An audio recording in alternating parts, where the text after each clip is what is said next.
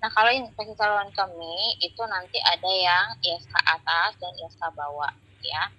Nah, kalau ada gejala tambahan itu ada uncomplicated atau complicated. Uncomplicated ini maksudnya adalah tidak ada penyakit lain penyertanya, gitu, ya.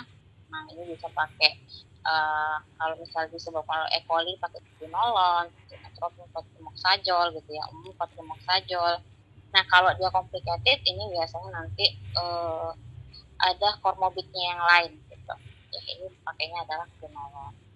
Kalau ISK bawah atau kita sebut dengan cystitis yang uncomplicated itu pakainya cotrimoxazole ya, dimetropin dan sulfamethoxazole. Alternatifnya adalah nitrofurantoin dan kawan-kawannya, ya. Nah, lalu ada ya kalau dia complicated itu cotrimoxazole, ciprofloxacin.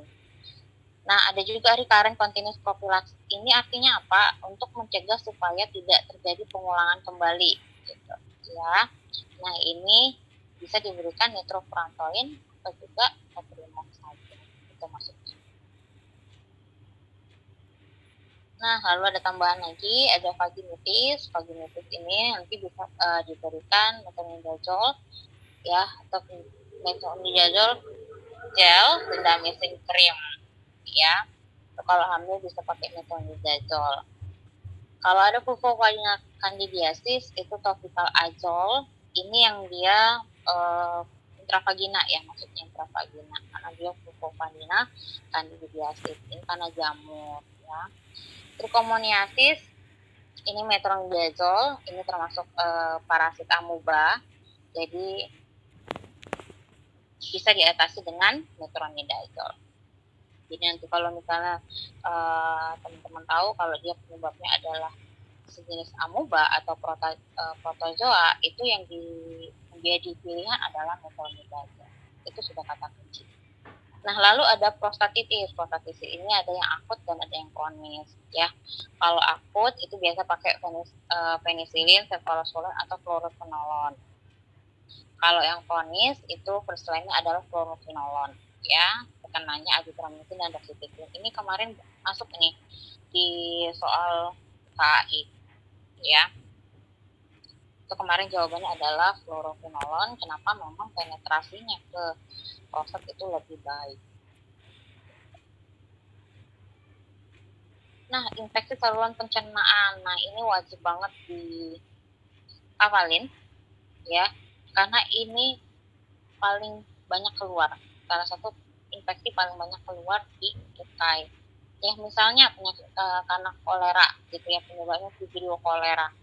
Ya, kalau pada anak ini eritromisin, pakainya azithromycin, ya, alternatifnya ciprofloxacin dan ceftriaxone.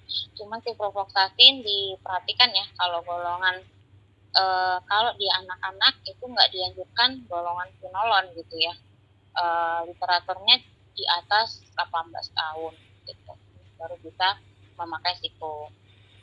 Lalu kalau dia vibrio kolera ini yang dewasa pakainya adalah doxycycline, alternatifnya adalah azithromycin, siko dan ceftriaxone. Kalau siko pada dewasa ini nggak ada problem. Disentri, nah misal kan ada sigilanya anak ya, dia pasiennya anak sigila, pakainya azithromycin dulu, ceftriaxone atau sifo. Nah, sifo ini pun nanti dilihat. Kalau nanti dia di bawah 18 tahun ini masih belum diberikan, ya, karena nanti akan mengganggu penyerapan tulangnya. Gitu. Terus ada kalau dia penyebabnya adalah histolitika. Nah, ini histolitika ini entamuba ya, amuba. Jadi seperti yang saya bilang tadi, kalau nanti penyebabnya adalah kata kuncinya adalah histolitika, berarti E-nya itu adalah entamuba. Jadi kalau udah amuba itu nggak usah cari yang lain-lain, jawabnya adalah metronidazole, ya. Nah, untuk sigila dewasa ini ya azithromycin, dan ciprofloxacin. Ini ya yang tadi saya bilang untuk diare ini juga. Histolitika sudah ada kata kunci dia entamuba histolitika, itu udah pasti jawabannya metronidazole. Oke, beda kalau nanti namanya E. coli. Kalau E. coli ini memang bakteri, jadi pakainya antibiotik, azithromycin atau enggak ceftriaxone. Untuk yang traveler's diare ini artinya biasanya diare pada dalam perjalanan, itu pakainya golongan quinolone ya, misalnya norfloxacin, ciprofloxacin gitu. Makanya kalau dari quinolone yang golongan quinolone yang kuat penetrasinya di bagian pencernaan itu adalah cipro gitu.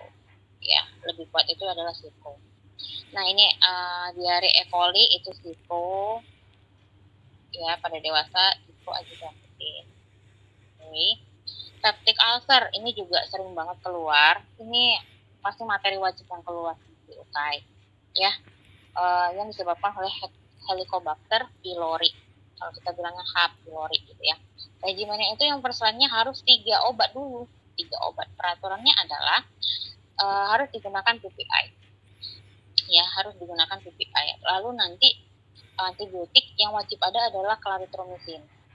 Nah, clarithromycin. Yang ketiga adalah amoxicillin. Nah, jika nanti di soal ada alergi amoxicillin, baru nanti boleh diganti dengan metronidazole. Jadi antibiotik yang boleh ganti adalah amoxicillin, jadi metronidazole gitu ya. Nah, kalau misalnya nanti dia alergi clarithromycin, maka alternatifnya adalah jadi 4 regimen obat. Jadi kita pakainya adalah PPI ditambah bismut subsalicilat ditambah metronidazole ditambah dengan tetracycline, jadi 4 ya, 4. Oke, jadi harus dihafalin nih yang 3 regimen obat dan 4 regimen obat. Jadi di modul UK ini udah lengkap banget. Lalu ada demam tifoid.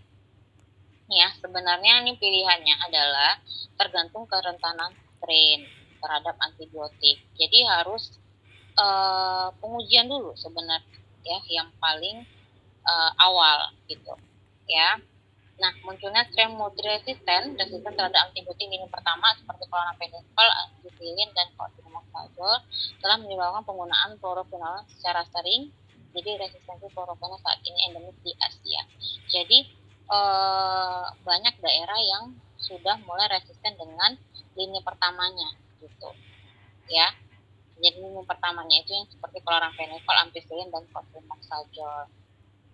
Nah, antibiotiknya itu apa alternatifnya yang tidak resisten, ciprofloxacin dari penggunaan pada anak di bawah 12 tahun. Iya, 12 tahun ya. Ini dia, karena dia akan mempengaruhi tulangnya, pertumbuhan tulang. Jadi kalau misal dia resisten, alternatifnya adalah azithromycin atau cefixime. Sedangkan untuk yang kasus berat itu pakainya adalah ceftriaxone. Untuk antibiotik yang kehamilan atau menyusui ini kita harus cari yang paling aman ya. Nah, contohnya adalah cefixime, itu golongan cephalosporin itu paling aman, salah satu antibiotik yang aman untuk ibu hamil ya. Golongan cephalosporin. Contohnya adalah cefixime ya, ceftriaxone ini aman. Terus juga azithromycin ini juga aman untuk ibu hamil. Oke, nah untuk infeksi parasit ini yang sering masuk ini adalah ini ya, skabies. Ini sering banget skabies ini masuk, yang kalau awamnya itu kita bilang ini adalah penyebabnya tungau gitu ya, tungau. Nah, ini dia menyebabkan gatal yang luar biasa dan ini menular ya. Nah, tata laksananya adalah permethrin. Ini nanti dioleskan ke seluruh tubuh ya, ini permethrin. Tutuk kepala itu juga permethrin. Jadi kalau parasit itu disebabkan oleh di tata laksananya umumnya adalah permethrin. Ya, tutuk kepala atau skabies ini sering masuk 1 atau 2 soal. Oke, untuk infeksi kulit dan kuku ini kayak seperti jamur ya. Ini untuk infeksi jamur, misalnya kayak tinea capitis ya, ini di kepala ya, kepala. Nah, misalnya gatal, kepala bersisik, alopecia, ini yang kayak mengalami kebotakan tapi karena jamur gitu ya. Ini perselainya adalah gliseofulvin ya, gliseofulvin. Terus ada tinea corporis, itu perselainya adalah verbenapin. Tinea cruris, ada tinea pedis. Pedis ini di bagian kaki ya, gatal di kaki terutama sela-sela jari. Nah, ini makanya adalah terbinafin ya. obat-obat jamur. Guinea unguium, ya ini juga versalnya adalah Tepinabul. Ini untuk infeksi jamur. Lalu ada infeksi cacing. Infeksi cacing ini rata-rata juga sering masuk banget nih di UKAI, ya, sering muncul, ya, 1 atau 2 soal gitu itu sering muncul.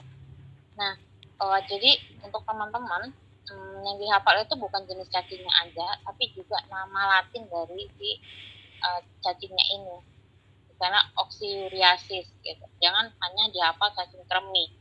Ada kalanya nanti di soal dia nggak kasih tahu kata-katanya cacing kremi, dia kasih tahu dia infeksi oxyuriasis seperti itu. Jadi supaya nggak sia-sia ngapalnya, ya, jangan hanya ngapalnya cacing kremi, tapi juga nama-nama cacingnya di sini, ya, infeksi cacingnya. Jadi bisa dihafalin. Nah, cacing kremi misalnya versalnya adalah mebendazole, piperagin dan paracetamol. Cacing gelang itu Ascariasis, versalnya adalah mebendazole dan albendazole. Itu versal yang paling utama, ya. Lalu ada kemarin baru keluar itu cacing pita, ya, Enikiasis, kita pakai nicosamid, praziquantel, ya. Lalu ada cacing tambang. Cacing tambang ini pakai mebendazole. Cacing cambuk itu trichuriasis. Ini cacing cambuk ini keluar nih waktu tryout di batch 8, UKAI. Itu di ujian sesungguhnya juga keluar untuk trichuriasis. Dia nggak dibilang cacing cambuk, cuman dia dibilangnya trichuriasis. Jadi tetap harus dihafal, ya. Nah, satu lagi yang paling populer yang selalu keluar nih di infeksi cacing itu adalah filaria. Ya, filaria ini penyakit kaki gajah. Jadi nanti dia membesar kaki seperti kaki gajah, ya. Versalnya itu adalah DEC atau diethil karbamazin. Ya, alternatifnya adalah albendazole. Cacing. Nah, lalu ada penyakit menular seksual atau